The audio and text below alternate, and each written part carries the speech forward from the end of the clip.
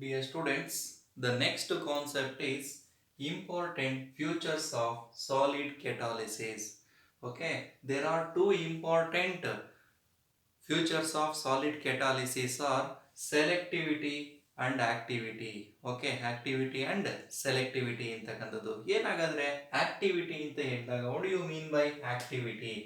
Okay, the activity of a catalyst depends upon the strength of chemisoption or chemical adsorption to a large extent. ಹಾಗಾದ್ರೆ activity ಅಂತಕ್ಕಂಥದ್ದು ಏನ್ರ ಮೇಲೆ depend ಆಗಿದೆ?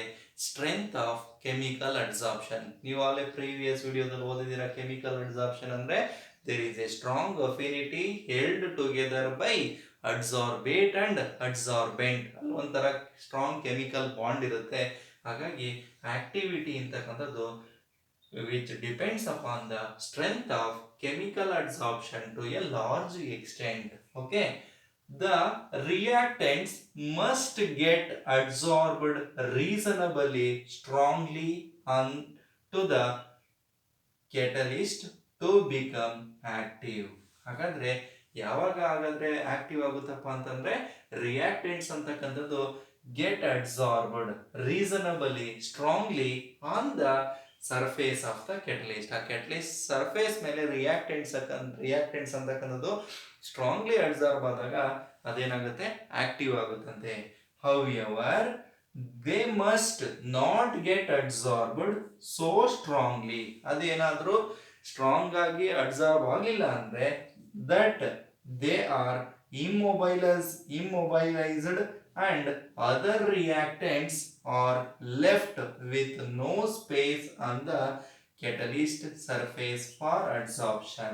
Okay, ಇದರ ಅರ್ಥ ಏನಪ್ಪಾ ಅಂತಂದ್ರೆ ನಾವು ಆಕ್ಟಿವಿಟಿ ಅಂತ ಹೇಳಿದಾಗ ಸರಿನಾ, ಆ ಒಂದು ರಿಯಾಕ್ಟಿಂಗ್ ಮಾಲಿಕ್ಯೂಲ್ಸ್ ಸರ್ಫೇಸ್ ಹತ್ರ ಸ್ಟ್ರಾಂಗ್ಲಿ ಅಡ್ಸಾರ್ಬ್ ಆದ್ರೆ ಮಾತ್ರ ಆಕ್ಟಿವ್ ಆಗಿರುತ್ತೆ, ಅದರ್ವೈಸ್ ನಾಟ್ ಅಂತಕ್ಕಂಥದ್ದು. ಓಕೆ, ಫಾರ್ ಎಕ್ಸಾಂಪಲ್ ಈಗ ಹೈಡ್ರೋಜನ್ ಮತ್ತೆ ಆಕ್ಸಿಜನ್ ಗ್ಯಾಸ್ ಅನ್ನ ಒಂದು ಕ್ಲೋಸ್ಡ್ ವೇಸಲ್ ಅಲ್ಲಿ ನೀವು ಪ್ಲೇಸ್ ಮಾಡ್ರಪ್ಪ.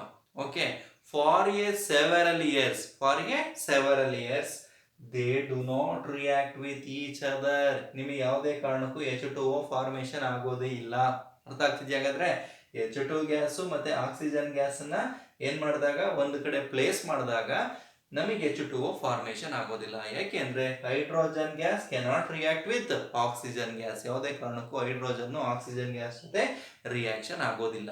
ಓಕೆ, ಹಾಗಾದ್ರೆ ನಾವು ಈ small amount of platinum catalyst, ಈ ಪ್ಲಾಟಿನಮ್ ಫಾಯಿಲ್ ಅಂತಕ್ಕಂಥ ಪ್ಲಾಟಿನಮ್ ಕೆಟಲಿಸ್ಟ್ ನ ಹಾಕ್ದಾಗ this reaction takes place even fraction of minutes. ಅರ್ಥ ಆಗ್ತಿದ್ಯಾ? ಹಾಗಾದ್ರೆ ಈ ರಿಯಾಕ್ಷನ್ ಏನಾಗ್ಬಿಡುತ್ತೆ? ಸ್ಟಾರ್ಟ್ ಆಗ್ಬಿಡುತ್ತೆ. ಯಾವಾಗ? when a small amount of platinum solid or platinum foil is added in this reaction. ಅರ್ಥ ಆಗ್ತಿದ್ಯಾ? ಹಾಗಾದ್ರೆ here platinum foil or platinum solid which can act as a catalyst. ಹಾಗಾದ್ರೆ ಕೆಟಲಿಸ್ಟ್ ಆಕ್ಟಿವಿಟಿ ಹೇಗಿದೆ ಅನ್ನೋದು ಗೊತ್ತಾಗ್ತಿದ್ಯಲ್ವಾ? ಈ reacting molecules ಈ catalyst surface ಮೇಲೆ ಹೋಗಿ ಏನಾಗುತ್ತೆ? ಸ್ಟ್ರಾಂಗ್ಲಿ ಅಟ್ರಾಕ್ಟ್ ಆಗಿ reaction is possible. Otherwise, in the absence of catalyst, the reaction cannot possible or does not possible for a long years. ನೀವು ಎಷ್ಟೇ ವರ್ಷ ಬೇಕಾದ್ರೆ ಇಡಿ ಯಾವುದೇ ಕಾರಣಕ್ಕೂ ರಿಯಾಕ್ಷನ್ ಆಗೋದಿಲ್ಲ. ಒಂದು ವೇಳೆ ಏನಾದರೂ ಹೈಡ್ರೋಜನ್ ಆಕ್ಸಿಜನ್ ಜೊತೆ ಈಸಿಯಾಗಿ ಸ್ಪಾಂಟೇನಿಯಸ್ಲಿ ಏನಾದರೂ ರಿಯಾಕ್ಷನ್ ಆಗೋಂಗಿದ್ದಿದ್ರೆ ನಮಗೆ ವಾಟರ್ಗೆ ನೇಚರಲ್ಲಿ ಪ್ರಾಬ್ಲಮೇ ಇರ್ತಿರ್ಲಿಲ್ಲ. ಎನಿ ಟೈಮ್ ಯಾರಿಗೆ ಬೇಕಾದ್ರೂ ನಮಗೆ ವಾಟರ್ ಬೇಕು ಅಂದಾಗ ಹೈಡ್ರೋಜನ್ ಗ್ಯಾಸ್ ತಗೊಳ್ಳಿ, ಆಕ್ಸಿಜನ್ ಗ್ಯಾಸ್ ತಗೊಳ್ಳಿ, ಎರಡನ್ನೂ ಮಿಕ್ಸ್ ಮಾಡ್ಕೊಳ್ಳಿ. ಅರ್ಥ ಆಗ್ತಿದ್ಯಾ? ನಮಗೆ H2O ಫಾರ್ಮೇಶನ್ ಆಗ್ಬಿಡೋದು. ಅರ್ಥ ಆಗ್ತಿದ್ಯಾ? ಹಾಗಾದ್ರೆ ಯಾವುದೇ ಕಾರಣಕ್ಕೂ ಸ್ಪಾಂಟೇನಿಯಸ್ಲಿ ಹೈಡ್ರೋಜನ್ ಮತ್ತೆ ಆಕ್ಸಿಜನ್ ರಿಯಾಕ್ಷನ್ ಆಗೋದಿಲ್ಲ. ಹಾಗಾದ್ರೆ ನಿಮಗೆ H2O ಲಿಕ್ವಿಡ್ ಬರುತ್ತಾ? H2O ವೇಪರ್ಸ್ ಬರುತ್ತೆ. ಅರ್ಥ ಆಗ್ತಿದ್ಯಾ? ಹಾಗಾದ್ರೆ ಆ ವಾಟರ್ ನಾವೇನು ಯೂಸ್ ಮಾಡ್ಲಿಕ್ಕೆ ಆಗೋದಿಲ್ಲ, ಜಸ್ಟ್ ರಿಯಾಕ್ಷನ್ ಆಗುತ್ತೆ ಮಕ್ಕಳೇ. Okay, and the next one important feature is selectivity is very important in your board examination students. ಏನು what do you mean by selectivity? Select ಮಾಡ್ಕೊಳ್ತಕ್ಕಂಥ ಅಂತ ಹೇಳ್ತೀವಲ್ವಾ, ನೀವೆಲ್ಲಾದ್ರೂ ಹೋದಾಗ ಪರ್ಚೇಸಿಂಗ್ ಹೋದಾಗ ನೀವು ಸೆಲೆಕ್ಟ್ ಮಾಡ್ಕೋತೀರಾ ನೋಡಿ, ಈ ಚೆನ್ನಾಗಿದೆ ಈ ತರ, ಆ ತರ ನಾವು ಕೂಡ ಸೆಲೆಕ್ಟ್ ಮಾಡ್ಕೊಳ್ತಕ್ಕಂಥದ್ದು. The selectivity of a catalyst is its ability to direct a reaction to yield a particular product. Okay, What is the definition of selectivity? The ability to direct a reaction to yield a particular product is called selectivity. ಇದನ್ನ ನಾವು selectivity ಅಂತ ಕರೆದಿದ್ದೀವಿ. For example, starting with hydrogen gas and carbon monoxide and using different catalysis we get different products. ಹಾಗಾದ್ರೆ ನಾವು reactions ತಗೊಂಡಿದ್ದೀವಿ. Carbon monoxide ಮತ್ತೆ hydrogen gas ಅನ್ನ starting reactant ಆಗಿ ತಗೊಂಡಿದ್ದೀವಿ ಬೈ ಯೂಸಿಂಗ್ ಡಿಫರೆಂಟ್, ಅರ್ಥ ಆಗ್ತಿದೆಯಾ ಹಾಗಾದ್ರೆ, ಕೆಟಾಲಿಸಿಸ್, ಡಿಫರೆಂಟ್ ಕೆಟಲಿಸ್ಟ್ ನ ಯೂಸ್ ಮಾಡಿದೀವಿ. ನಮಗೆ ಒಬ್ಟೈನ್ ಆಗ್ತಕ್ಕಂಥ product we get different product also. Okay, for example CO plus H2 give rise to HCAO, HCHO, formaldehyde formation ಆಗ್ತಾ ಇದೆ in the presence of copper catalyst. Copper which can catalyzes carbon monoxide and hydrogen gas into formaldehyde. Okay, here CO plus 3H2 give rise to nickel, CH4 plus H2O. ಹಾಗಾದ್ರೆ ನಿಮಗೆ ಇಲ್ಲಿ nickel ಅಂತಕ್ಕಂಥದ್ದು methane ಮತ್ತೆ water molecule ನ formation ಮಾಡ್ಲಿಕ್ಕೆ help ಮಾಡ್ತಾ ಇದೆ. But ಯಾವುದೇ ಕಾರಣಕ್ಕೂ ಈ ಕಾಪರ್ ನ ನೀವು ಇದೇ ರಿಯಾಕ್ಷನ್ ಗೆ ಕಾಪರ್ ಅಡಿಷನ್ ಮಾಡಿದೀರಾ ಅಂದ್ರೆ ಫಾರ್ಮಾಲ್ಡಿಹೈಡ್ ನ ಕೊಡುತ್ತೆ ಹೊರತು ಮೀಥೇನು ಮತ್ತೆ H2O ಮಾಲಿಕ್ಯೂಲ್ ನ ಕೊಡೋದಿಲ್ಲ.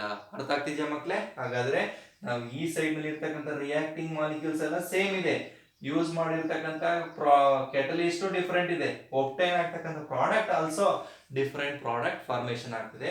ಕಾಪರ್ ವಿಚ್ ಕ್ಯಾನ್ ಕೆಟಲೈಸ್ ಯಾವ್ದನ್ನ, formaldehyde, not methyl alcohol, methane. ಅದೇ ತರ ಸೆಕೆಂಡ್ ಎಕ್ಸಾಂಪಲ್ ನೋಡಿ, CO plus 2H2 give rise to CH3OH, methyl alcohol ಬಂದಿದೆ. ಇಲ್ಲಿ ಕಾಪರ್ ಮತ್ತೆ ಜಿಂಕ್ ಆಕ್ಸೈಡ್, ಕ್ರೋಮಿಯಂ ಆಕ್ಸೈಡ್ ನ ಯೂಸ್ ಮಾಡಿದೀವಿ, ಮೆಥನಾಲ್ ಅಥವಾ ಮೀಥೈಲ್ ಆಲ್ಕೋಹಾಲ್ ಬಂದಿದೆ.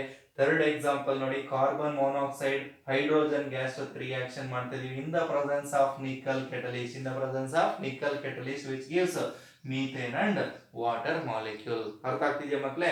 ಹಾಗಾದ್ರೆ nickel which can catalyses are obtained methane and water molecule, not formaldehyde and methyl alcohol. ಹಾಗಾದ್ರೆ very important definition for your board examination students. 1 marks ಕೇಳ್ತಾರೆ, ಇದರ activity R selectivity.